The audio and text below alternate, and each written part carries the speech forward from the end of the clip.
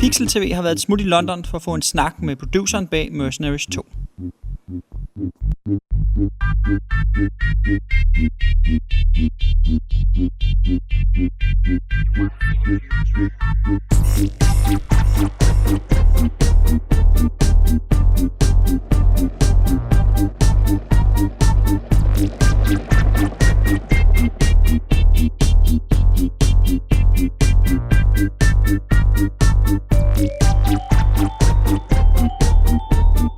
Mercenaries 2 is the next-gen sequel to the #1 selling original IP of 2005, Mercenaries Playground and Destruction.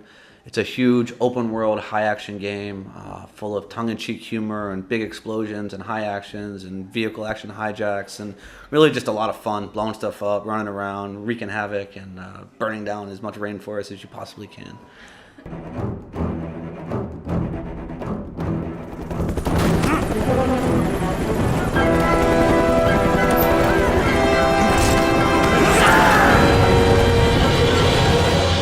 This kind of thing happens to me all the time. I'm a mercenary. I think the biggest thing for us is really the kind of saying yes to the player. You know, anything the player sees that we want them to be able to interact with. If they see a car, we want them to be able to steal it or buy it. If they see a building, we want them to be able to destroy it. There's a huge variety of missions. We set our location this time around in Venezuela, which is this very sexy location. It's got jungle and rainforest and huge cities and shanty towns. You know, we think we really cover kind of the in-depth with our character. Everything's kind of funny and over the top. We don't take ourselves too seriously.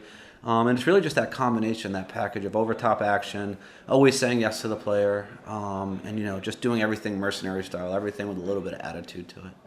These are the perks. But this guy, Ramon Solano, is smart enough to take over all of Venezuela, but dumb enough to cross me.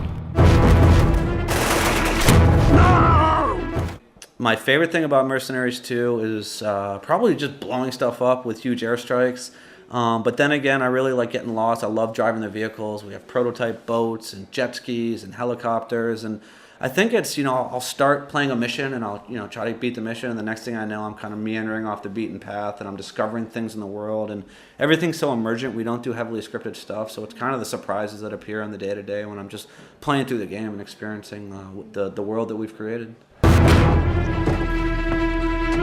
A lot of people are gonna die. You have a support operative named Fiona who kind of gives you your missions, and oftentimes when you're on a mission, you and her are kind of yelling at each other and teasing each other. You know, even if it's you're taking over an oil carrier or you're running down the barrel of a tank, you always have a moment to kind of stop and crack a joke before you throw a grenade down the barrel of a tank or pick up a new weapon. And, you know, again, the idea being we don't want to take ourselves too seriously. The States are going with a T rating. We're going 16 plus here in Europe.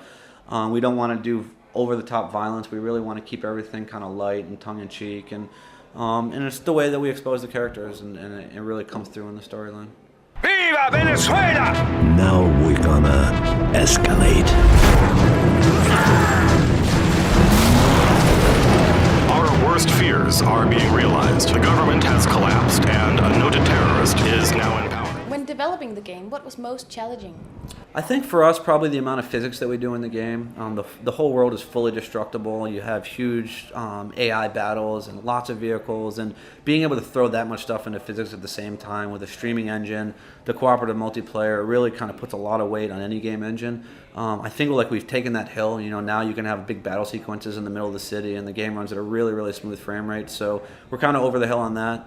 There's probably 1,000 other things that I'm forgetting that have been challenging. Kind of got a little bit of Stockholm syndrome. I don't remember the pain anymore because I'm just seeing the glory of the game. It's been an incredibly difficult game to work on, but that's, you know, in my opinion, always the most rewarding is something that's been challenging. What's going to happen if somebody shoots you in the ass?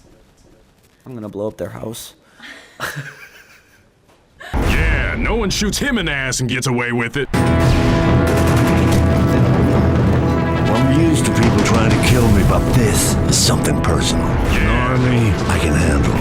All I need is someone to fix things when they break. I can fix anything with an engine. Bring me what what I need. Someone call for a taxi? And drop bombs. Big ones and lots of them. Bombs away!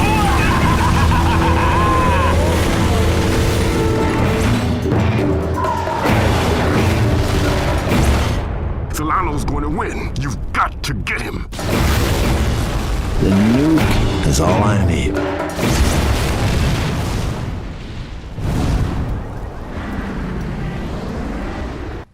What did I miss?